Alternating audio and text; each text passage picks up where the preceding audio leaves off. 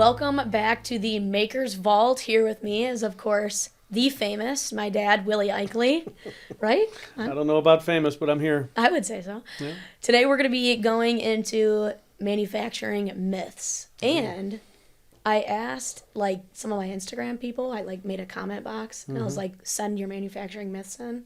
And that's how I got these ones. Oh, wow. Okay. Yeah. Besides the first one. The first one is one that I've heard you talk about a lot. So. Okay. All right. I'm anxious to hear what they are. All right. So the first one is Hydromat. I've been selling Hydromat. You've been selling Hydromat for how many years? Since I was 5 years old. I think it was my first word, actually. That's what I tell people. 35 years have been with Hydromat. The company's sold Hydromat for 40 years. Wow. Okay. Dad started with it. Okay. So big misconception out there is you need really, really, really high volumes, millions and millions of parts to make it make sense to buy the machine.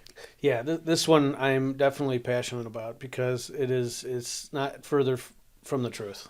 Okay. Right? And this is part of the sales pitch of Hydromat every time I'm out talking to people. And everybody believes that you need to have, I know Hydromat. I've seen them at shows. I've seen their cycle times. I don't have the volume, like you said. Yeah. I don't have the volume. And this is kind of a penalty for being such a strong player in the market. Okay. That Hydromat's been for now 45 years in the U.S. That was the way it was for the first 25 years, and they did such a good job of it. It's like ingrained in people's minds and has been passed down from generation to generation. It seems like. Every screw machine shop, I don't have the volumes, or Swiss shops, I don't have the volumes for the Hydromat. No. The difference is today is our machines are fully CNC controlled. Okay. And when you have a fully CNC controlled rotary transfer machine, either 1-axis, 2-axis, or 3-axis at all stations, if it's 12 or 16 or even more stations with verticals and other ways we add spindles, everything is CNC controlled just like a 2-axis lathe would be. Okay.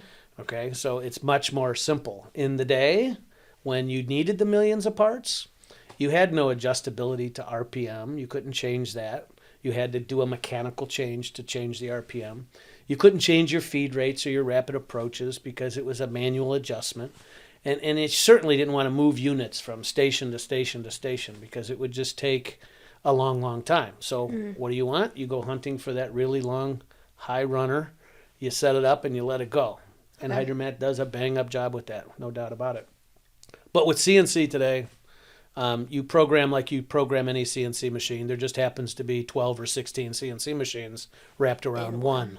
Yeah. And you've heard me talk about it a million times. The benefit of that is, you get all those tools hitting the part at one time, then you get the cycle time. But the changeover times have just drastically reduced because of the programmability of it. What, give an example of the changeover time from what it used to be to what it is now. Well, the real life, what we typically say, and it's very true, like if you're on a legacy non-CNC Hydromat, you're going to probably want to run, our customers won't run less than 200 or 300,000 pieces before they change over, and changeover could be a day to a week.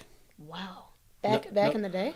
No question. On a legacy machine, it could take a week, especially if you're moving around units and you're changing everything, maybe changing the way you're loading the part. I mean, a drastic changeover could take that long. Wow. Today, with a FANUC-controlled CNC on a Hydromat, we're very often under 2 hours. Oh my gosh. And even in a lot of cases, 30 minutes or less if you're not changing your stock diameter. You got to remember, all you're doing is changing a program. All your speeds and feeds automatically change automatically. There's no manual intervention. You don't need to do that anymore. So if you don't need to change your stock size and you can change all your units, speeds, and feeds with a click of a button, the only thing left is changing out some tool heads. You're tooling the hands on the end of the spindle, which is all quick change. So we have customers that have machines, for everybody's information, in MTO departments, which are make-to-order departments. Wow. So we've got customers that are changing over Hydromats 4 or 5 times a day. Wow. They're running 5,000 pieces, 2,000 pieces, 10,000 pieces. Yes, they are a family of parts. They're not completely dissimilar. They're a family, but they're changing over 2 to 5 times a day. And most people hear that, they're going to be like, that's insanity. It's not done. I promise you it's done. It's done in a lot of places. And effective. Yeah, very effective. Wow. Very effective. Yeah, that's a big one. I know you always say the biggest competitor to Hydromat is the perception of Hydromat. So It is. I mean, good. we've got competitors, but nobody is set up like Hydromat is in St. Louis. Nobody has been here as long, and really there is no other machine tool builder building transfer machines in the U.S. They're all sales offices in the U.S. built overseas. Okay. And Hydromat's different there and unique, and you hear me say it all the time. The infrastructure makes a difference. So. Yeah. Well, I know we could probably talk about Hydromat for this whole episode. So I could. We should have a whole episode on Hydromat. We should. Well, maybe that'll be the next one. Let us know in the comments if you want to see a whole episode on Hydromat. Yeah, we could get parts out and we can kind of talk through what's good and what's bad. Yeah, we'll do that. Okay, so the next one is Swiss machines are only for long, slender parts. Oh, somebody asked that. Yeah. Okay.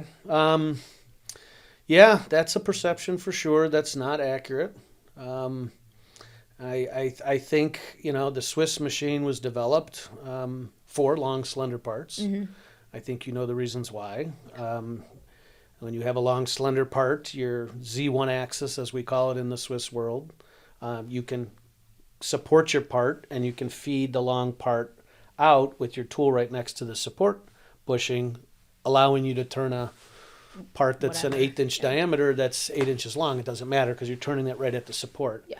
That's why they were developed. It's the only way to make a part like that, or your deflection would kill you and you wouldn't be able to make it. So, but many years ago, all the Swiss manufacturers, some have it better than others, they came out with a chucker mode. So you basically remove that guide bushing and you run it, you feed your part out to length, and you make your part like you would almost on a standard lathe without getting into all the details. So now that you can do that, you can make you should be making parts if your volumes are a little bit higher than what you would need on a subspindle y-axis machine or subspindle turret machine with y-axis and milling. If they're a little longer than what you'd need there, you should be looking at Swiss, because the Swiss is going to make the part faster, which is going to make you more money. Mm-hmm. Setup is going to be roughly the same.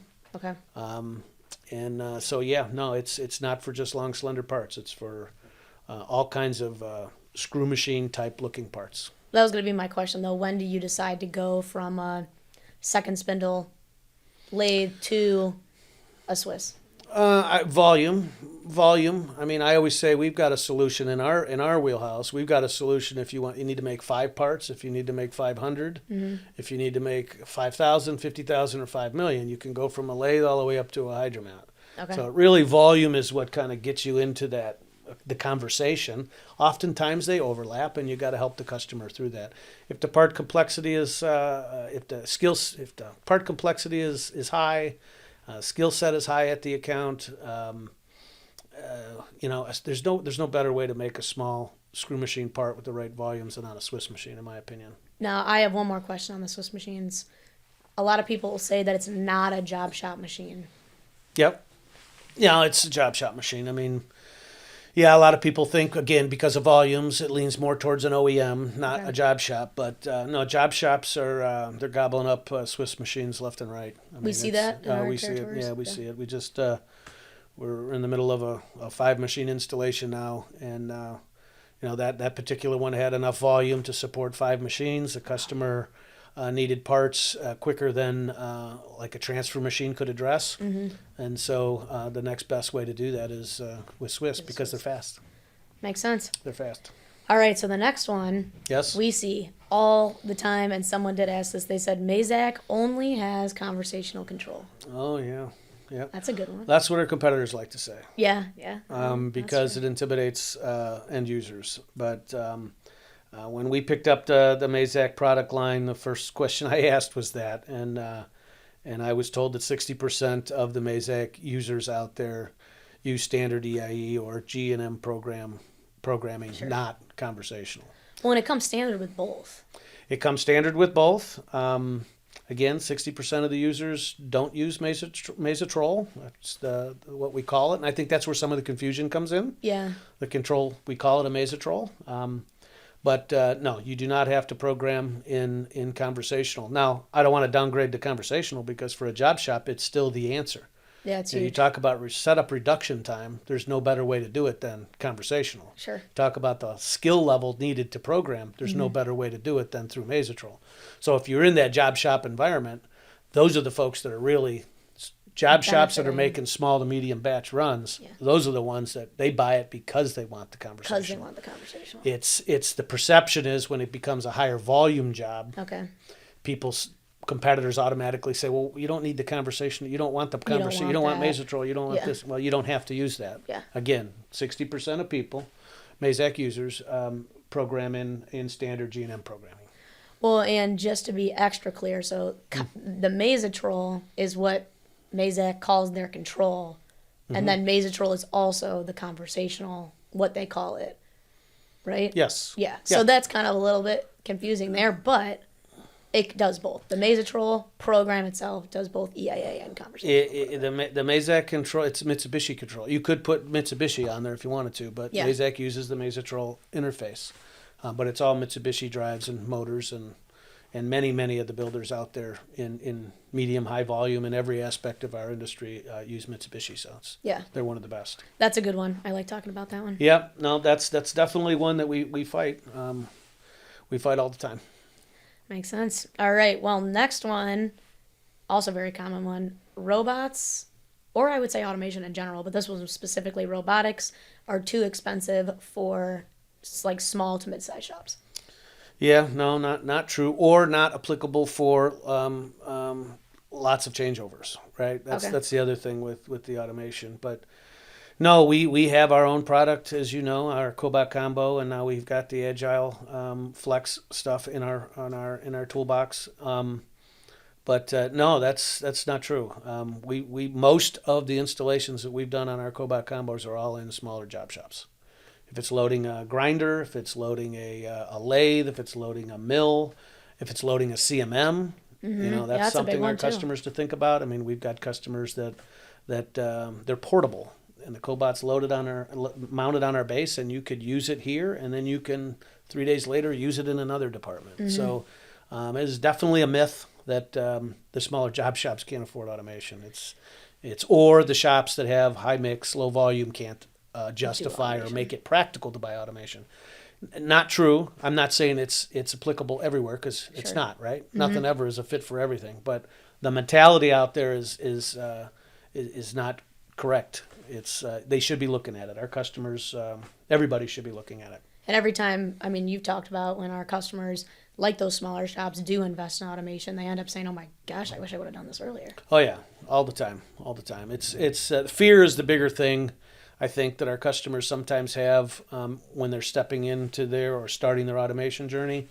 It's the fear that stops them. Okay. And they like to blame it on, I don't have enough volumes or something Personnel else. But really, or it's something like just it's a fear of the unknown. It's not Yeah. a machine tool. It's not a grinder. It's something brand new. I don't have somebody that can program it. I partner with the right integrator, I was just gonna and say there's that. a lot of good ones. We're certainly one of them.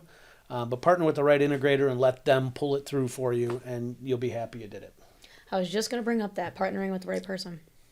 That makes a big difference. It does. All right, so the next one, I feel like in the industry, there's a lot of if it ain't broke, don't fix it mentality. Whereas we want to see more shops, and shops themselves want to see growth and, excitement about what they're doing and getting new jobs and things like that. Why is that mentality, do you think, here? And how is it a thing? Do people? It is a thing. It's a thing, but it's like anything else. There's a lot of reasons people are. There's a lot of circumstances around somebody's business, and you see a lot of companies not doing anything to improve their processes or investing in technology, or if it's not broken, I'm not going to fix it. They're almost in a just ride it out type of a stage. Yeah. Maybe they don't have a next generation coming. Maybe they're just very content with that customer that's going to continue to give them the same work. But technology is so rapidly changing. I would not rest on those laurels, because you can lose it. And then if you lose that big job, or that job that customer that you've made parts for 40 years, 30 years, 20 years, whatever it is, and you find yourself in a bind. And maybe you don't care because you're going to kind of ride off into the sunset. Mm-hmm. But if the idea is to move the company into the next generation, then you really need to be investing. And you need to find a way to make more money on the part. Okay. Right? I mean, and that's through technology. I mean, we see it a lot. We talked about Hydromat in the beginning. You see a lot of parts. I'm going to run them on screw machines. And well, there's no more screw machine operators hardly left that understand cam operated screw machines. So you have to evolve. And it's hard. It's hard because you got to recapitalize. You're getting X amount of money for that part, and now you're going to spend a lot of money on a new piece of equipment. You got to have a lot of other things stars in place, need to align yeah. to make that happen. I'm not making it sound like that's easy, but it's something that the customer should be aware of. Yes. Well, that's good to know. All right, so the next one is manufacturing is dirty and low tech. Dirty and low tech. It certainly was. When I started, that's all we did was slip around oily floors and have oil dripping on us everywhere, and it was loud, and it was. I'm sure nobody is your generation excited about getting a job like that, right? Sure. Or working in an environment like that. But the technology is so far advanced. It's operators are like skilled technicians. Setup people are like engineers. Yeah. It's just all changed. It's actually somebody messaged me when I put the box in, and they said that operators are just button pushers. That's not really true anymore. Yeah, no. And again, that's where automation comes from, to help the operator get involved into more skilled areas. Yeah. Like part setup and changing fixtures or automation and all that good stuff. So no, I mean, I think our industry, boy, in the last 10 years, it's really changed in terms of its sexiness. Yeah. It is. The younger people don't get it quite yet. People like you and your peers at your age level, I know we are all very thankful that you guys have the passion for the industry and for manufacturing. And Yeah. you need to keep doing that to get the younger people excited about it, because there's a lot of money to be made. Yeah. There's a lot of fun to be had, and it's an industry that's on fire. Well, we'll keep doing it. I mean, I love the industry. I tell everybody and their brother about it. So I know you do. it's I know we all do. But so the next one would be so automation is negatively affecting jobs from an employee. You know what I'm saying? And from an employee standpoint. Yeah. No, that's definitely a myth, and I think that the strongest defense against that is that we're 1.5 million to 2 million manufacturing jobs short in the U.S. right now. So anybody that wants to think that automation is going to take away jobs is not thinking correctly. We need automation to supplement our industry to be able to grow in our industry. I mean, we can't be bottlenecked like we are now and have been for many years with labor. Sure. So we got to find ways. The automation companies have to become more flexible, easier to program, easier to change end-of-arm tool, whatever they need to be continuing. It's like tooling and machine tools. Automation needs to continue to grow and drive and thrive into different areas, and customers need to be receptive of it, because I think that's our only way to really be productive. Well, I mean, with 2 million jobs that are open, I mean, that's a lot of people. That's going to take a lot of time to recover. And we'll never get it. Yeah. We'll never get it. The people aren't there. We're not, unfortunately, the U.S. or anywhere else. We're not making enough kids. Not making enough kids. Well, yeah.